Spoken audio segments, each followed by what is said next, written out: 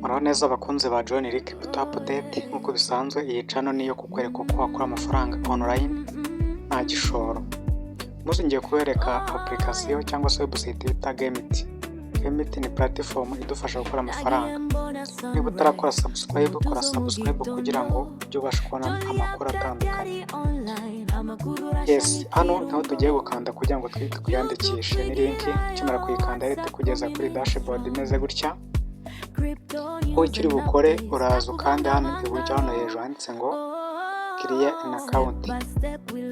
Hano hejuru ahangaha niho ugiye gukanda kugira ngo ufungure account. Ukiyakanda uhita ugera kuri dashboard imeze gutya. Yes, noneho aho handitse ngo login, hano hejuru handitse ngo login niho uri bwandike username yawe. Ahangaha urandika username, hasi yaho handike email, hanyuma hasi nanone handike password. Noneho ikindi hari aho ushobora kujya bikakugora bitewe nuko bakubaza namba, aho uri bushyire nimero. Izo nimero ziri ku ruhande izo baraguye zitandukanye n'izanjye, izo nizo uri bwandike hano.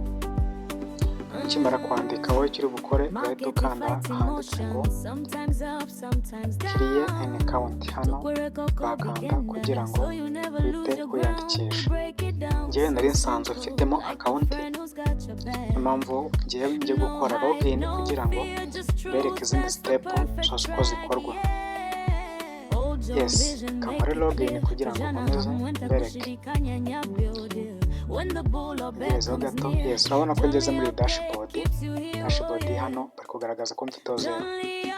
Ntabwo byiko mfite point ariko narazibikuje.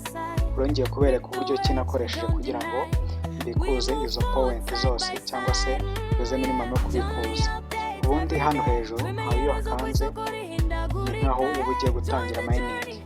Guhita ubona iyi dashboard yose. Iyi dashboard iri kugaragaza utu twuntu tw'uturobo, navuga ari nk'uturobo cyangwa se udupupe.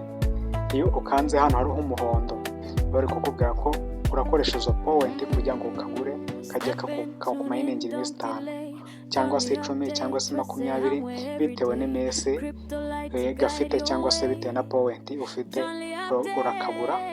Ni ukuvuga ngo ako kawo kazi urakagura kugira ngo kajye kagukorera. Ko kazi n'umukozi kagukorere mining. Ni ukuvuga ngo izo zose ushobora kuzikoresha kugira ngo zigukorere mining.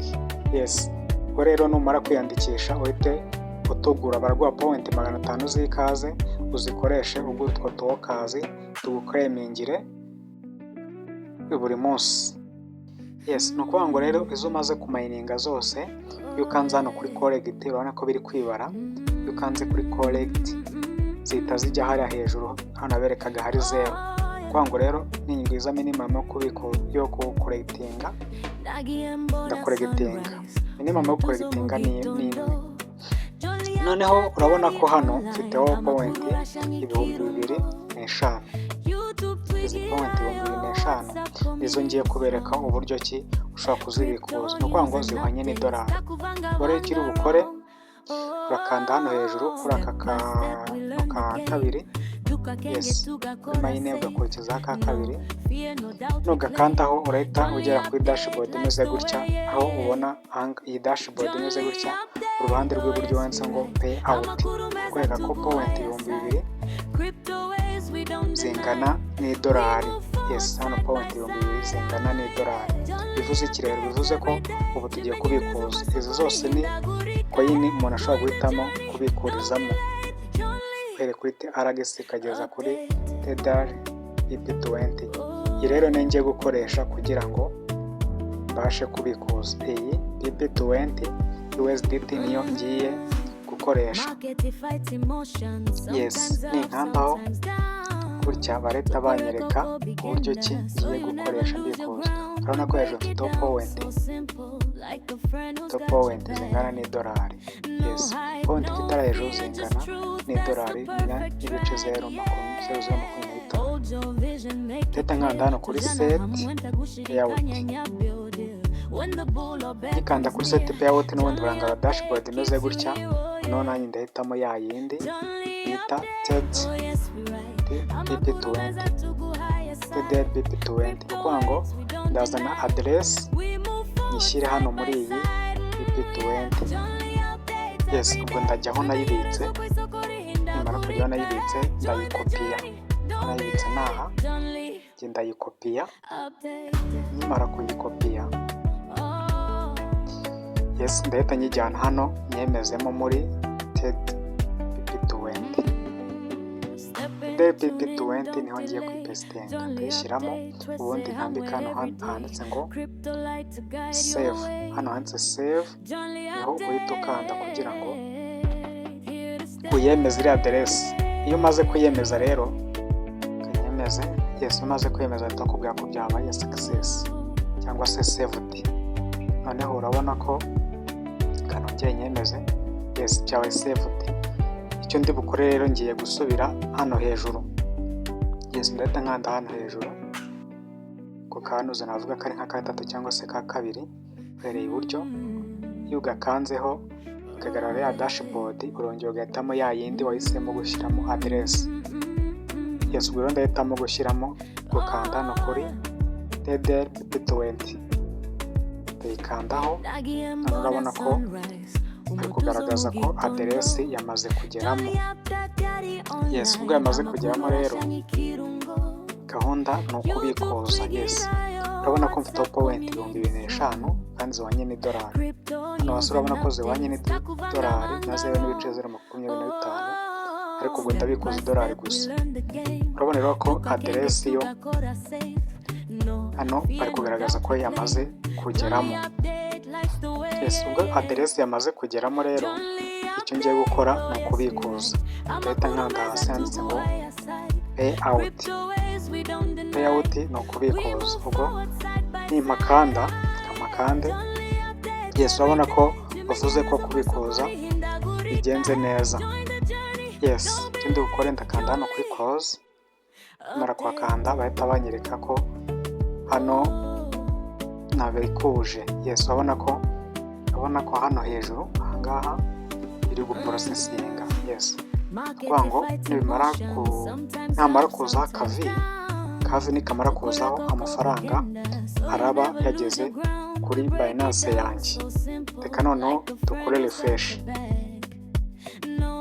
Yes ubwo tumaze gukora refresh reka turebe ko guprocesinga byarangira, ubundi turebe no kuri Binance. Yes turasubira hano hejuru tuhakande kugira ngo turebe niba koko amafaranga twabikuje yagiye cyangwa se yabikujwe yoherejwe kuri Binance. Tongeye dukande hano twashyize aderesi hano kuri TEDR-BP20, niho tugiye gukanda kugira ngo turebe niba koko ibyo twohereje kuri Binance byagiyeho. Yes murabona ko hano rero byakunze ka guprocesinga byarangiye. Hajeho akavi, reka nzuminge. Yes urabona ko guprocesinga byarangiye, hajeho akavi. Kano kavi kagaragaza ko amafaranga yavuye muri iyi platform ahubwo yageze muri Binance. Reka noneho tujye gucekinga turebe muri Binance niba koko amafaranga yageze. Turifashisha Gmail, Google Gmail niho bohereje ubutumwa bugaragaza ko amafaranga yageze kuri Binance. Turinjiramo ubundi tuze turebe ubutumwa bugaragaza ko amafaranga yageze kuri Binance. Ni ubutumwa, yes ubu ngubu nibwo bugaragaza ko yageze kuri Binance. Turahakanda, ikimara kuhakanda urabona ko rwose uri kugaragaza ko idolari ryahageze. The deposit of 1 USDT. Yes turakanda hano kuri visit your dashboard, tujye kureba dashboard yo muri Binance. Yes reka dutegereze muri Binance yiroding. Igisoza kwirodinga turahita tumenya koko niba amafaranga yahageze. Yes urabona ko neza amafaranga yahageze nk'uko ari. Kuvuga ngo hano ari kugaragaza ko idolari ryageze ryamaze kugera kuri Binance. Bivuze ko iriya platform irizewe rwose kandi itanga amafaranga mu buryo bwiza. Urabona ko n'itariki ni ya tariki n'ubundi twabikurijeho 24. yes, iyi tariki 24 niyo twabikurijeho kandi rwose amafaranga yahise atugeraho. Urabona ko idolari rwose ryajeho bigaragaza ko idolari ririho. Ubwo rero nawe niba utariyandikisha, yandikishe kugira ngo ubashe gukorera aya mafaranga kandi ni mu buryo bworoshye. Yes, urabona rero ko iyi mining ni nziza kandi rwose kugaragaza ko ku itariki rwose ya 25 idolari ryari tugezeho nubwo twabikoje ku itariki 24. Hano bagaragaje ko tariki ya 25 bagaragaje ko aribwo amafaranga yoherejwe kuri Binance. Ndizera ko muri bukomeze kugubwa neza rero. Niba utaratangira platform itangire, kandi mbibutsa ko iyo ukimara kwinjira, iyo iyi mining itaratangira ntubona hano imibare iri kugenda yibara, bivuze ko utu tuntu uba utaragura workers. Iyi workers niyo ishobora gutuma mining yawe yiyongera. Ubwo rero niba utarakora subscribe, kora subscribe kugira ngo ujye ubasha kubona amakuru atandukanye ajyanye no gukora amafaranga online. Ikindi niba utariyandikisha ariko urayisanga muri comment ndetse no muri description y'iyi video. Ndizera ko muri bukomeze kugubwa neza rero.